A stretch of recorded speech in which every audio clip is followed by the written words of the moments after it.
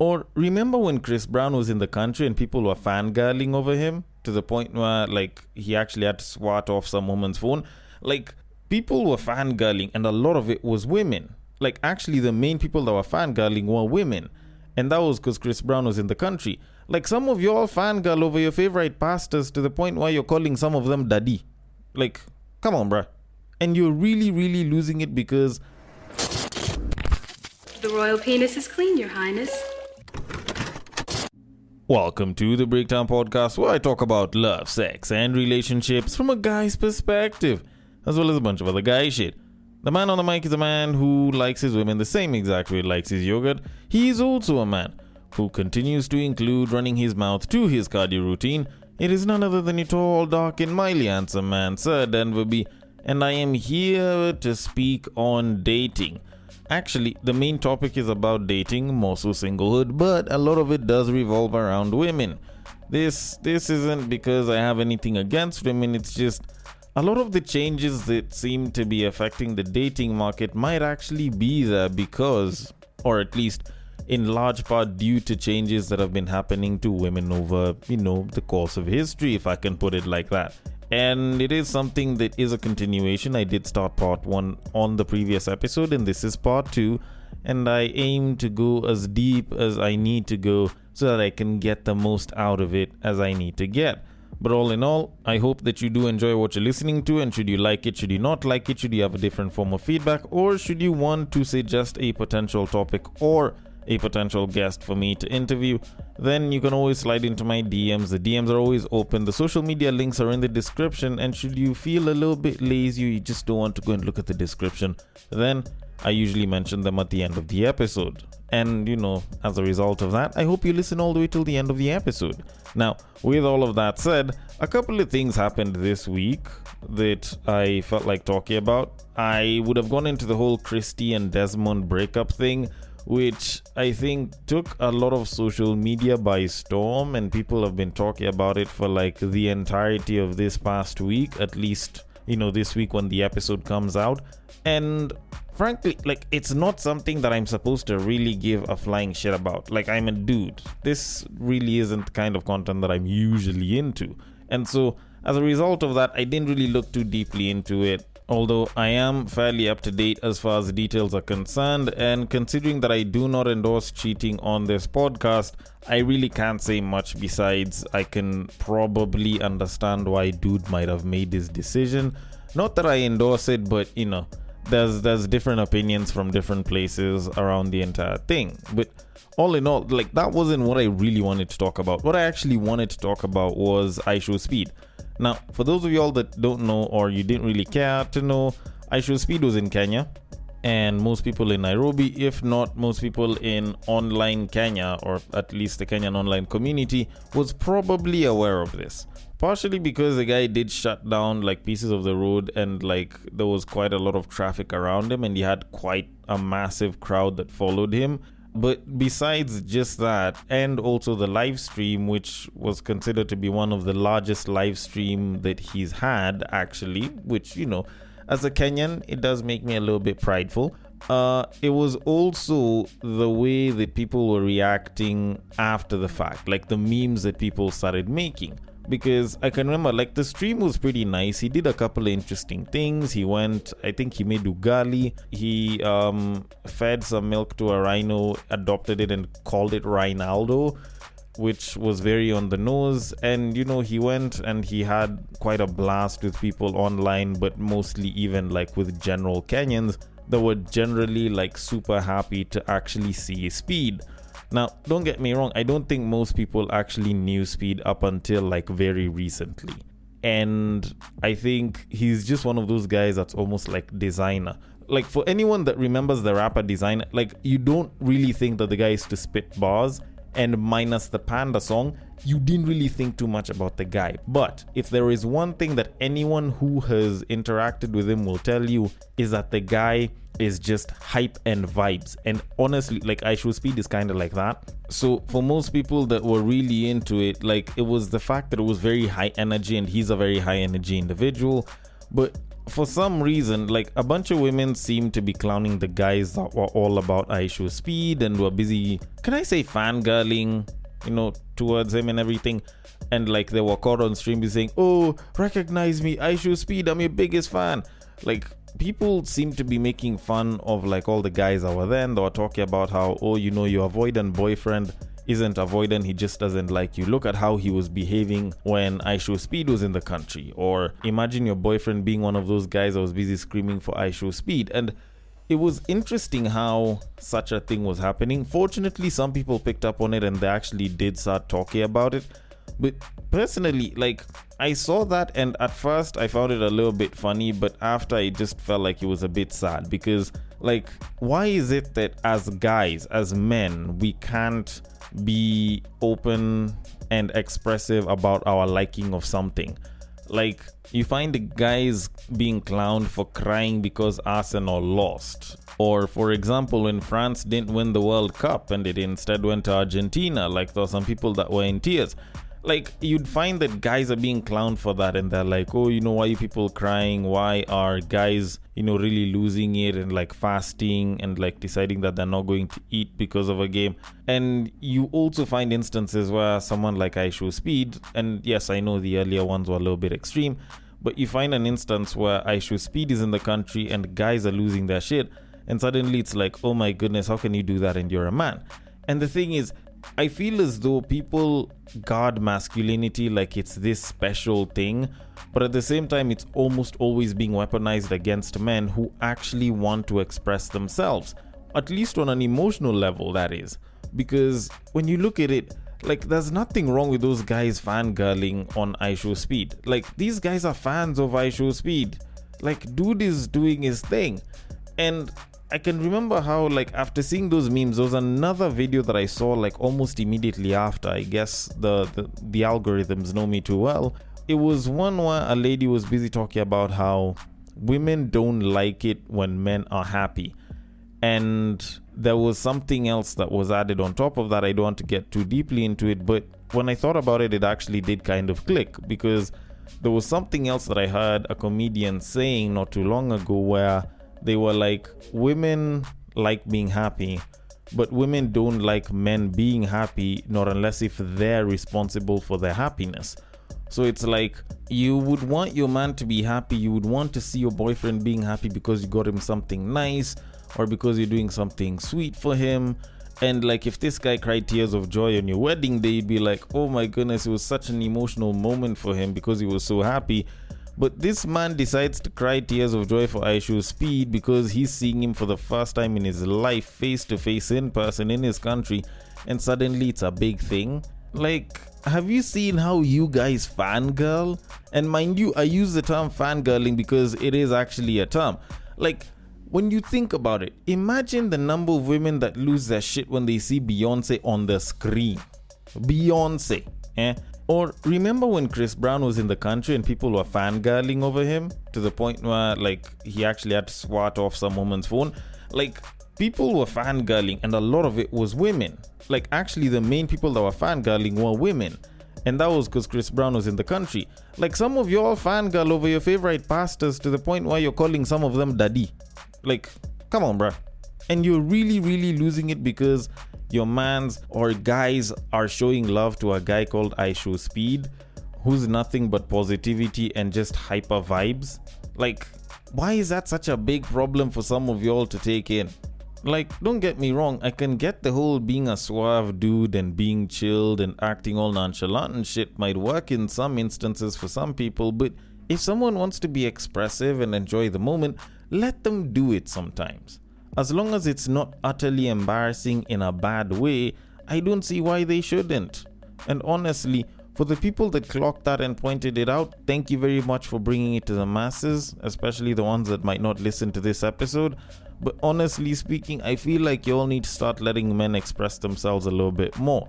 Otherwise, whatever masculinity y'all try to gatekeep doesn't really make sense, because if there's no emotional outlets, then for the most part, y'all are just raising people to either suppress themselves emotionally or just have zero emotion or emotional connection, which means zero emotional management. Although Then again, maybe I'm just getting a little bit philosophical and I'm making something heavy out of something light, so I'm going to leave it at that and move it on to our main topic of this episode.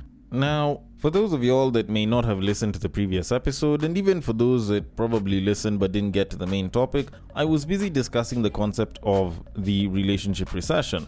And to kind of explain it for those that didn't entirely understand it or listen to the previous episode, it was basically this idea that we're having an issue of singlehood amongst many more people today than ever before, as opposed to, let's say, for example, the number of single people that weren't partnered up and living with someone back in like 2017.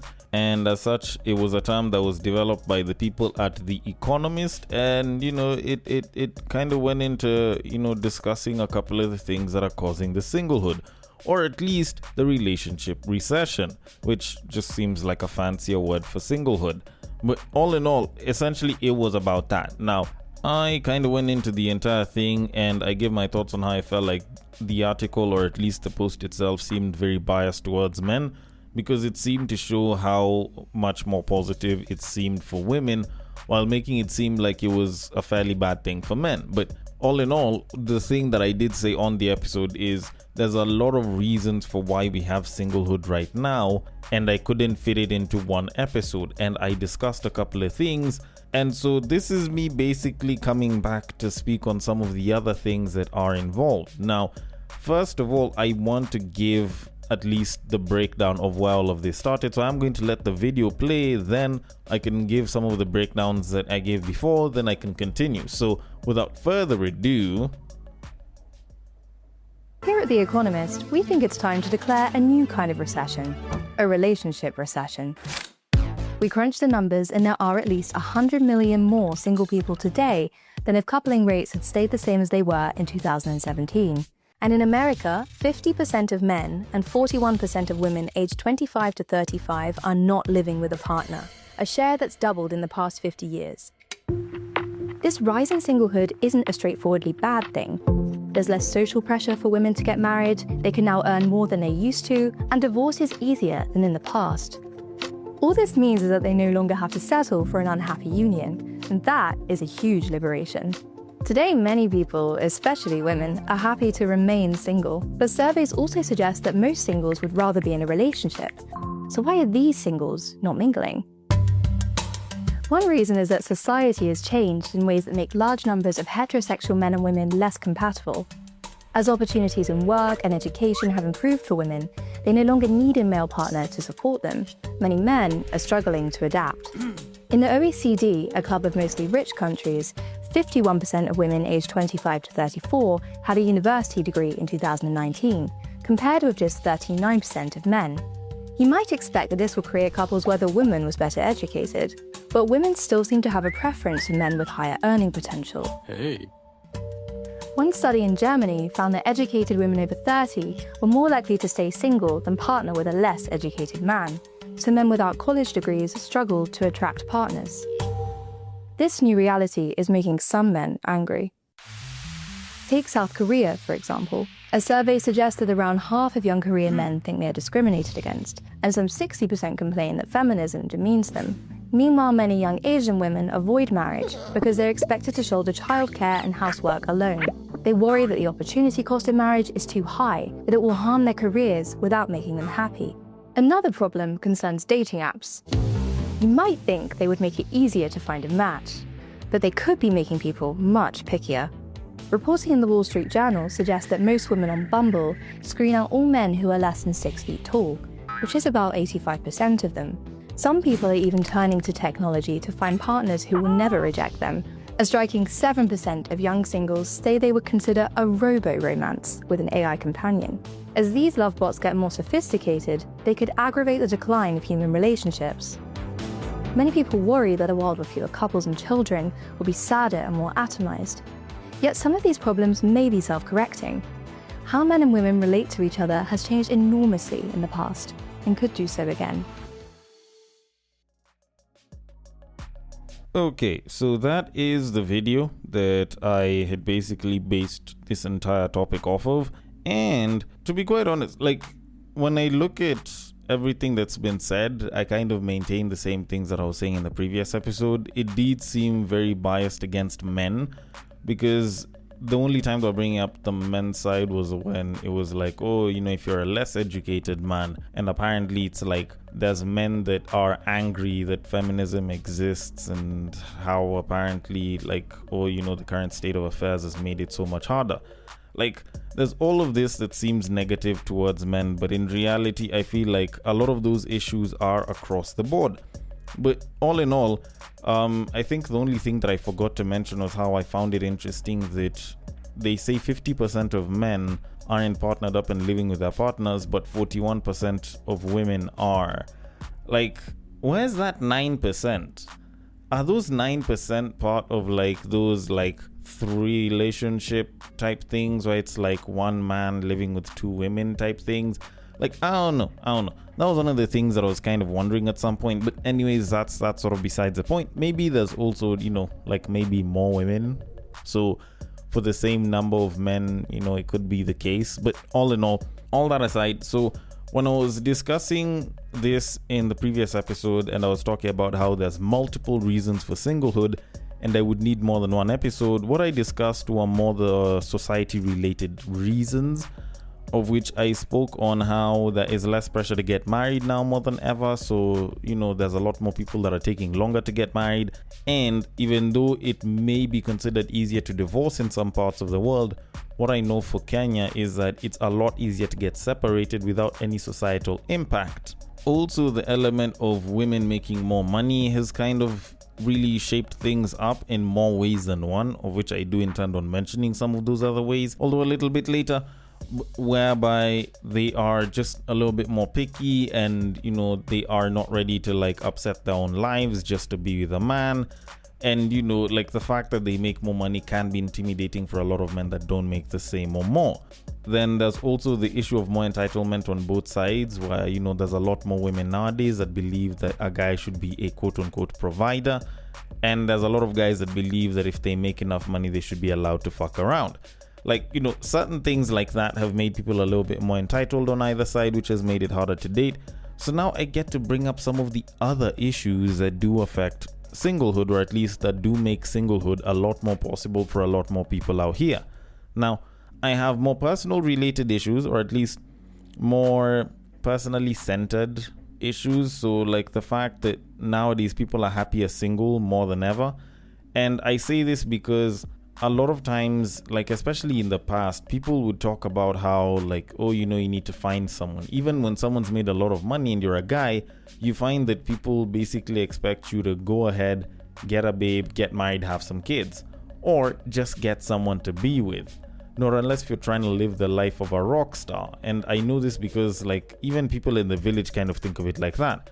But nowadays, you look at women that are making a lot of money, and it's like them getting a guy may upset the kind of independence that they've built for themselves, and they're not too happy about it, or they're not too willing to, make that sacrifice. And they're like, what?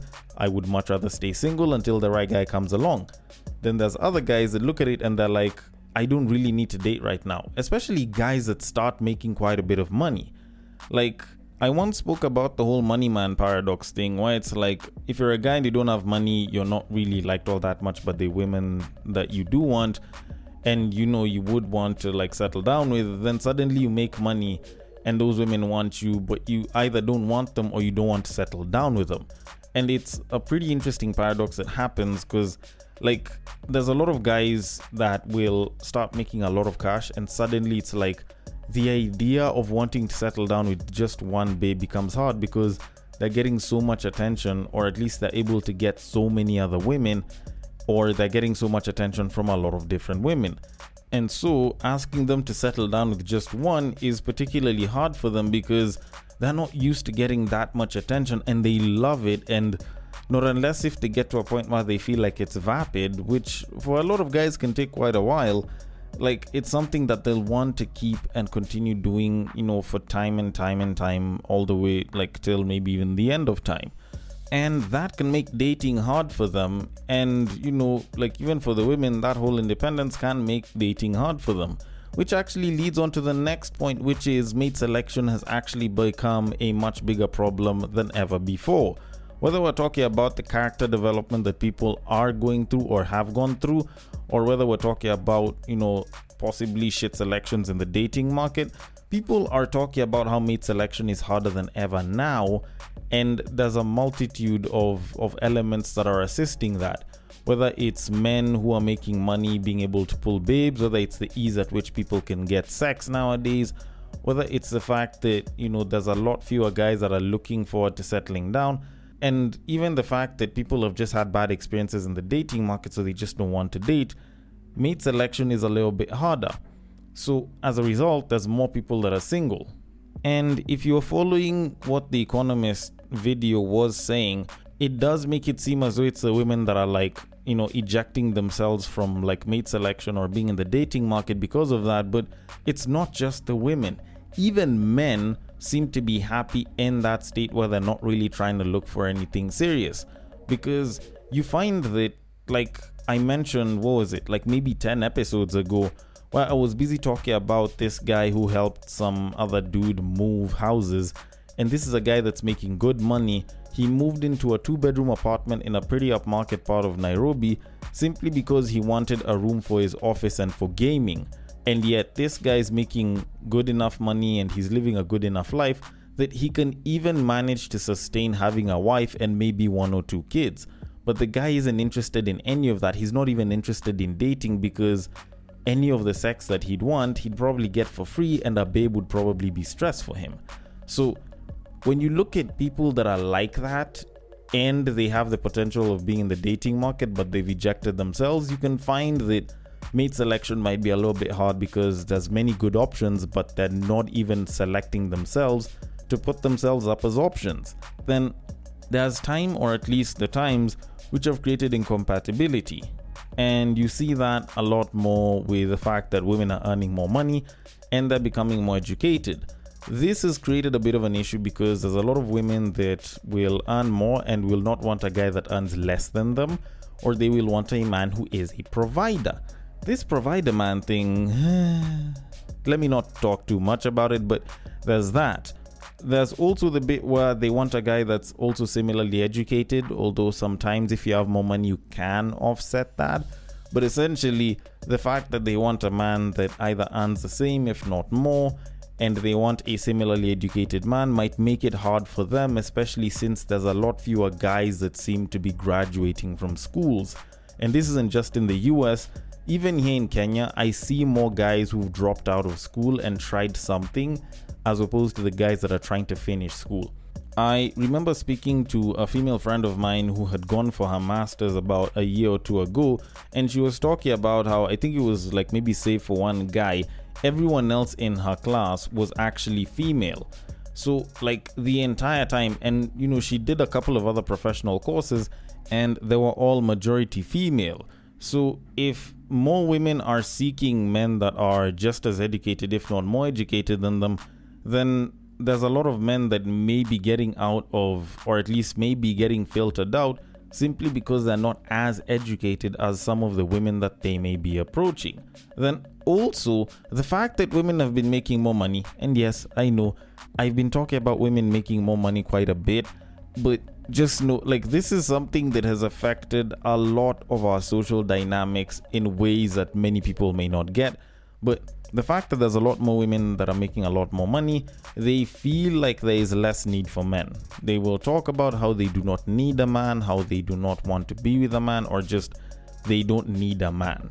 And them saying that, and them saying that a lot, means that they are less reliant on the idea of getting a partner and are willing to either outsource the services that they would like, whichever services they'd like, or they will get a man just for casual reasons or for nothing that is very, very long term. And as such, a lot of them may remain single or may even avoid being with men and simply remain just single the entire time. And you'd wonder why that's the case. And I do have a couple of social issues that are responsible for this, which are also reasons why we have a bunch of singlehood. And the first one is what I would probably refer to as modern feminism. Now, you could call this third wave or third degree feminism. It's the one where, like, they basically said that women are oppressed, even though, we have tried and we continue to try in as many ways as possible, our level best, to try and make the world a little bit safer, a little bit better for women. But as usual, it's like men oppressing women, men are trash, and the patriarchy that is working against them. And as a result, sometimes those single women will dissuade other single women from actually dating men, because a lot of us are, proper red flags and we have icks and we're not that great. Also, the traditional family dynamics just don't seem like very workable ideas for a lot of women. I've always spoken about how women were fed a dual dream where it seems very parallel and they might work together, but it does get to a point where it becomes very hard to maintain it, where you can choose to be a career woman that is high flying and progressing up the ladder, or you can choose to be a traditional wife, or you can choose to be the wife of someone and take care of a couple of kids, but sacrifice the growth that you would get at the rate that you would probably be able to hit it at if you didn't have, say, a family with a couple of kids. And so it can become a bit of an issue, and especially if you have, for example, a very traditional husband or a traditional father, then it can become hard for such a thing to actually flourish. So as a result of that, there's a lot of women that may decide to just be the rich single auntie that does not really have anyone. So you'll have a bunch of that, then you'll go back into the dating market and you'll suddenly realize that even though maybe you're not looking for a traditional man in the sense of, he can also try and take care of the kids and all, you have this illusion of choice because of dating apps. Now, dating apps have created this choice illusion for a lot of people, mostly women, although social media does the same thing, where they basically make it seem as though you are all tens and you should ask for the absolute top tier dude. And so there's a bulk of you that might still be looking for a guy in finance who's 6'5" with blue eyes. And unfortunately, over time, you realize how much harder it is to find someone that's 6 feet tall. But once I get to the self-correction, I feel like that is usually where a bunch of that comes along. But there are quite a number of you that do get choice illusion online and you get fed the wrong idea. And as a result, some of y'all are still waiting for Prince Charming, yet Prince Charming already got married and has a bunch of kids. Just saying. Then I can also include robo-romances, as they said in the video, or what I would probably liken it to parasocial relationships online, which is closer to like the guy that's following and paying for the OnlyFans creators stuff because, they feel some sort of a connection. And in as much as I know robo-romances are something that may not affect a lot of people, especially in this part of the world, I do feel like parasocial relationships do seem to be gaining a bit of a foothold. And as such, there's some guys that may not be getting into the dating market because they can beat their meat and follow their favorite OnlyFans creator and start paying for a bunch of stuff because they want to have some sort of a pseudo relationship. So there's a bunch of all of these things that seem to be happening, okay? But on the plus side, at least there is some self-correction, like they said in the video. All right, so if anything, much as I mentioned all of these things, I do believe that there are self-corrections that are happening. Now, there's a lot more people that are deleting the dating apps, and there's a lot more people that are spending more time outside of social media and at actual events. So even though you might have said that you're looking for a guy who's 6 feet tall in your dating apps, there's a pretty good chance that you might end up falling for the guy that's 5'9" or 5'8". Reason being, the vast chunk of you women don't really know the difference between a guy who's 5'9" and a guy who's 6 feet tall. Y'all just want a tall guy. So, provided the guy is taller than you by a couple of inches, then he can probably fit the bill. And as such, I do believe that that's the case. Also, people are going out and touching grass, and people are interacting a little bit more. Also, we're opening up to a little bit more open or newer dating dynamics that we're not used to seeing. So we are seeing older women dating younger guys. We are seeing thruples, which I'm still not the biggest fan of, but if it works for you, it works for you. And also we're admitting the fact that we might actually be having an issue and we're trying to find ways to address it. So whether that's through open forums or dating events or just going for events where people should just meet up, chill and mingle, or even asking friends and family members for the hookup, aka an arranged marriage, we are opening ourselves up to it and actually trying to self-correct in the best ways possible. So if anything, much as there is a bunch of singlehood, at least we have started trying to figure out ways to combat it. And because of time, I am just going to conclude, and I'm going to say that there's nothing wrong with being single. There's nothing wrong with singlehood at all. If it is something that you like and it is something that you're into, go ahead and do it. But there's a lot of people that aren't single by choice, and that is what we're trying to assist on here. So if you do feel like some of the people that have been affected by the relationship recession, then you clearly know that you need to do something about it. But if you don't feel like you are a part of them, then by all means, go do you, boo. Either way, maybe I might be wrong, maybe I have the wrong idea, or maybe I haven't included anything on the reasons why singlehood exists. But either way, I want your thoughts on it. The DMs are open. On IG, it is at the Breaktime_podcast. On Facebook, it is at the Breaktime Podcast. On X, it is at BagakaTheD. And on Bluesky, it is at the BreaktimePod.bsky.social. Thank you so much for listening all the way till the end, and I will catch you guys on the next break. But what I believe is that if you put a pastor and a prostitute in one room, one is likely to convert the other.